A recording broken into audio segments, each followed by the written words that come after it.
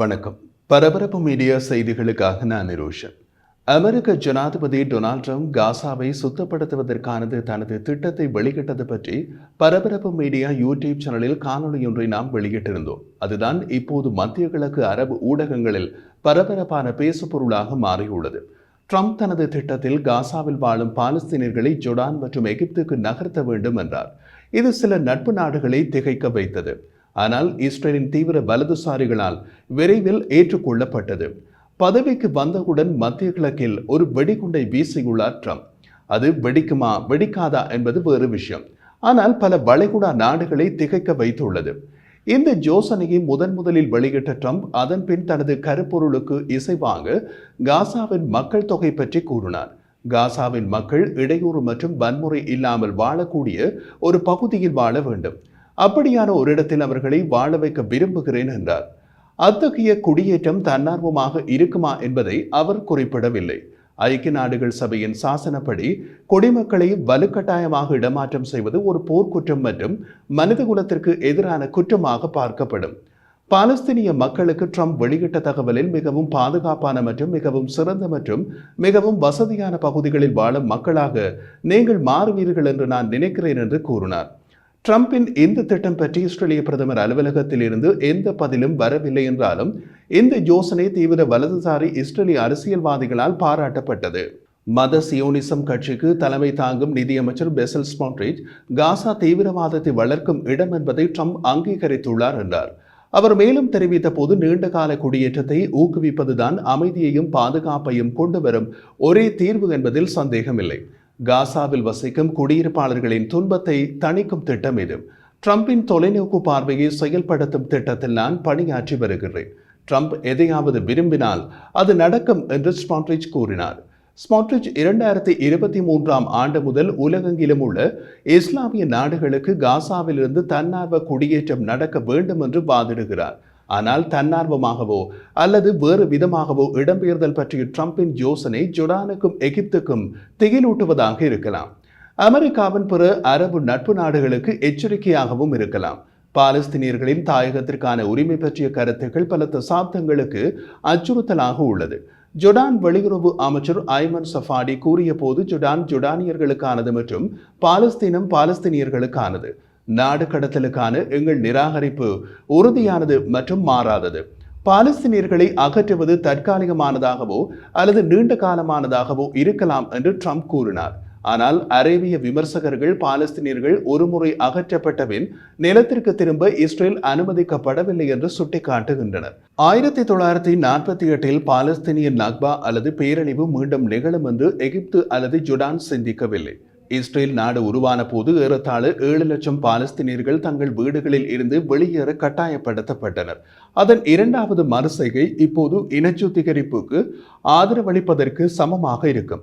மிதவாத அரபு நாடுகள் அமெரிக்க ஜனாதிபதி காசா மக்களை நகர்த்தும் யோசனையை மறந்துவிட வேண்டும் என்று சொல்கின்றன. ஈரானிய வெளியுறவு அமைச்சர் அப்பாஸ் அராக்சி ஸ்கை நியூஸுக்கு அளித்த பேட்டியில் பாலஸ்தீனத்தை யாராலும் நீக்க முடியாது, பாலஸ்தீனியர்களை காசாவிலிருந்து வெளியேற்ற முடியாது என்று கூறினார். ட்ரம்பின் யோசனை தொடர்பாக அவரை கிண்டலடித்த ஈரானிய வெளியுறவு அமைச்சர் அப்பாஸ் அராக்சி, எனது பரிந்துரை என்னவென்றால் பாலஸ்தீனியர்களுக்கு பதிலாக இஸ்ரேலியர்களை கிரீன்லாந்திற்கு வெளியேற்ற முயற்சிக்கவும். இஸ்ரேலியர்களை உங்களுடன் கிரீன்லாந்திற்கு அழைத்துச் செல்லுங்கள். அப்படி செய்யும் போது நீங்கள் ஒரே கல்லில் 2 பறவைகளை கொல்லலாம் என்றார். ஜோர்டான் மற்றும் எகிப்து ஆகிய இரு நாடுகளும் வளைகுடாவில் உள்ள தங்கள் நட்பு நாடுகளுடன் குறிப்பாக சவுதி அரேபியா மற்றும் ஐக்கிய அரபு அமீரகம் ஆகியவற்றுடன் ஒரு ஐக்கிய முன்னணியை முன்வைக்கும் முயற்சியில் ஈடுபட வாய்ப்பு உள்ளது. ட்ரம்பின் திட்டம் குறித்து இதுவரை சவுதி மற்றும் அமீரகம் பகிரங்கமாக மௌனம் காத்து வருகின்றனர். ஜோர்டான் மன்னர் 2ஆம் அப்துல்லாவும் ட்ரம்புக்கான தனது தொலைபேசி அழைப்பு குறித்து எதுவும் கூறவில்லை. ஆனால் ஜோர்டானிய வெளியுறவு அமைச்சர் அமெரிக்காவின் புதிய ராஜாங்க செயலாளர் மார்க்கோ ரூபியோவுடன் அவரது தொலைபேசி அழைப்பின் உள்ளடக்கத்தை வெளியிட்டது. இந்த சேதத்தை கட்டுப்படுத்த முயற்சியாக இருக்கலாம்.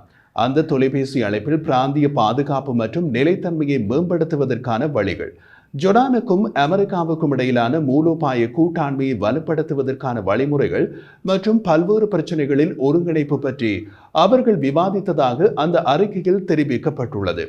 கைரோவில் பதில் மிகவும் புதிராக இருந்தது. ஜனாதிபதி அப்தல் ஃபட்டா அல் சிசியுடன் தாம் பேசியதாக ட்ரம்ப் கூறிய போதும் ட்ரம்புடன் அல்-சிசி பேசியதை ஒரு மூத்த எகிப்திய அதிகாரி மறுத்தார்.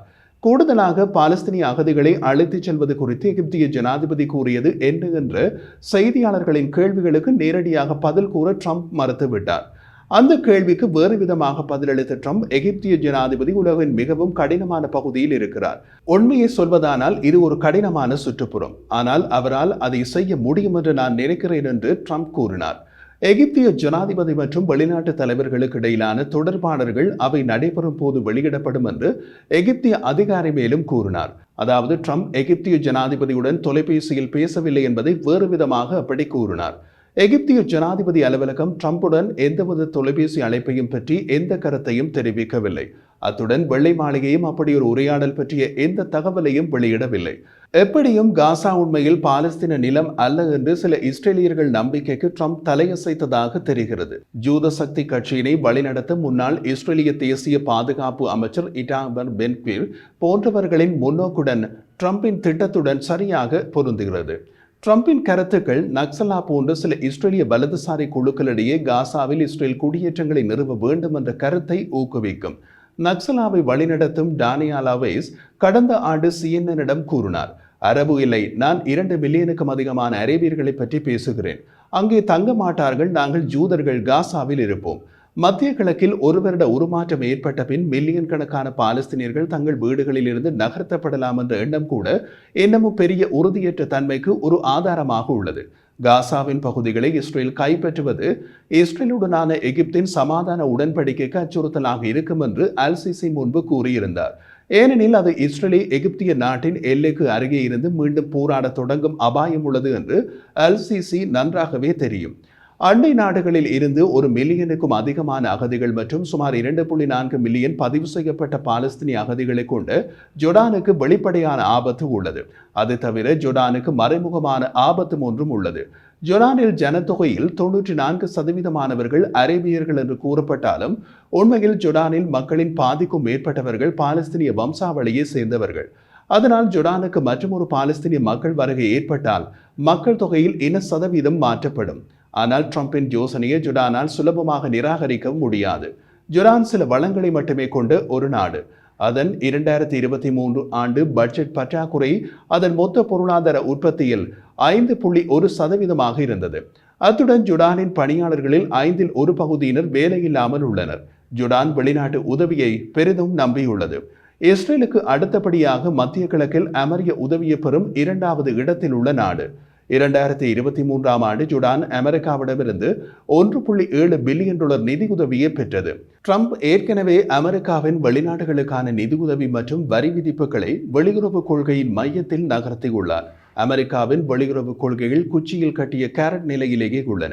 அமெரிக்க நிதியுதவி விஷயத்தில் கிட்டத்தட்ட ஜோர்டானின் நிலையில்தான் எகிப்திய அரசாங்கமும் உள்ளது. 2023 ஆண்டில் $1.5 பில்லியன் பெற்றுக்கொண்ட நிலையில் பிராந்தியத்தின் 3வது பெரிய அமெரிக்க உதவி பெறும் நாடாக எகிப்து உள்ளது. ட்ரம்ப் காசாவை சுத்தம் பண்ணும் யோசனையுடன் தொடர்ந்தால் இஸ்ரேலுக்கும் சவுதி அரேபியாவுக்கும் இடையே இயல்பு நிலையை உள்ளடக்கும் விதத்தில் ஆபிரகாம் உடன்படிக்கையை நீடிக்கும் வாய்ப்பும் அவரது மத்திய கிழக்கு கொள்கையின் மைய பகுதியும் பாதிக்கப்படும். சவுடி பட்டத்து இளவரசர் மொஹாமட் பின் சல்மான் ட்ரம்புடன் நெருங்கிய தனிப்பட்ட உறவுகளை கொண்டிருந்தாலும் பாலஸ்தீனிய நாட்டுக்கான பாதையுடன் இஸ்ரேலுடன் இயல்பு நிலை இணைக்கப்பட்டுள்ளது என்பதை அவர் பலமுறை தெளிவுபடுத்தியுள்ளார். காசாவை காலி செய்வது அந்த முன்னுரிமையுடன் பொருந்தாது.